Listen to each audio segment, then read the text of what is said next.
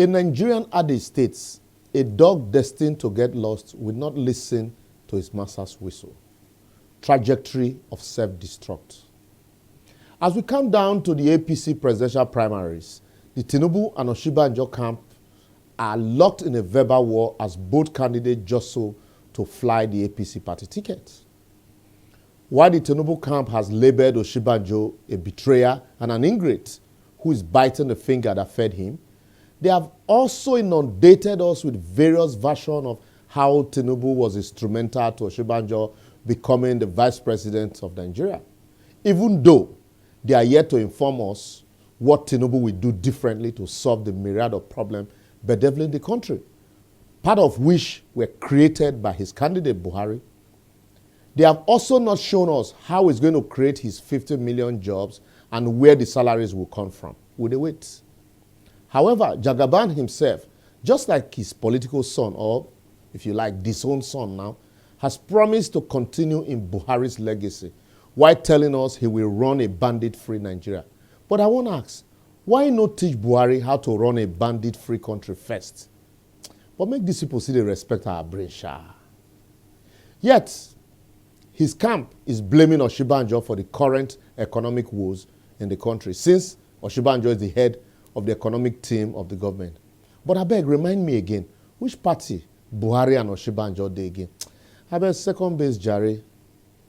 On the other hand, despite the inability of the Osinbajo camp to provide answers to critical questions about the vice president's silence in the face of the killings, what he can do differently after being vice president for 7 years against the backdrop of the current insecurity and economic crisis, vis-a-vis his reason for not resigning in the face of abysmal failure.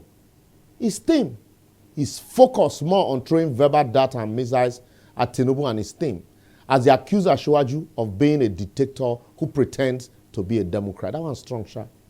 They allege that Tinubu dictates everything in Lagos, from who becomes councillor to who gets what.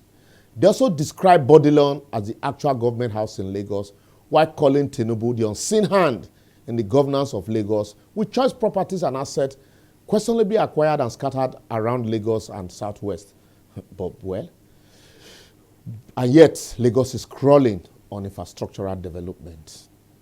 In response to Tinubu's statement that he had 5 jobs offer even before graduation, the Osinbajo's camp had requested to know how many of such jobs Tinubu has created in Lagos since 1999 when he became Lord of the Manor, apart from area boys and psychophancy.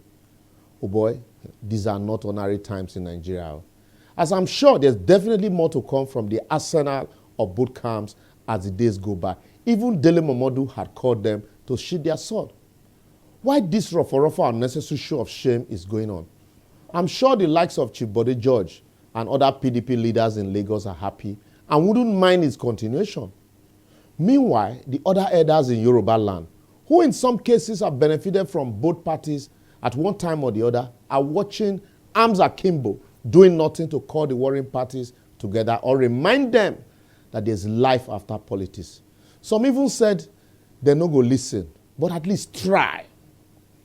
Even though they are not the only candidates of Yoruba ethnic extraction vying for the party ticket, as Fayemi has joined the tray, we just hope that by the time both camps are done with each other, Yoruba land will not be the loser, just like the Chief Ladoke Akintola and Chief Obafemi Awolowo fight of 1962. That's 60 years ago. Anyway, what I know, sir, before some people go begin tell me now to face my betrayer governor Obaseki when they run Edo like emperor. But at least posterity will vindicate me, say I yarn my own share. I will therefore advocate that even though this fight and campaign of this sort is not about the people, but selfish and fulfillment of personal aspirations, the Yoruba Council of Elders, traditional rulers, and leaders of thought in Yoruba land, including the intelligentsia, should call both warring parties together and find a common ground in the interest of not just the Yoruba, but the nation and the leadership they represent.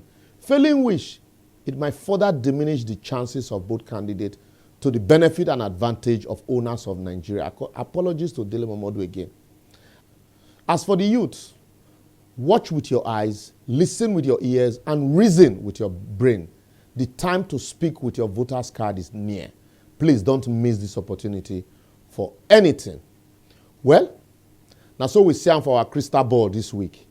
If you see them differently, just follow us on all our social media platforms showing on your screen and share your comment with us.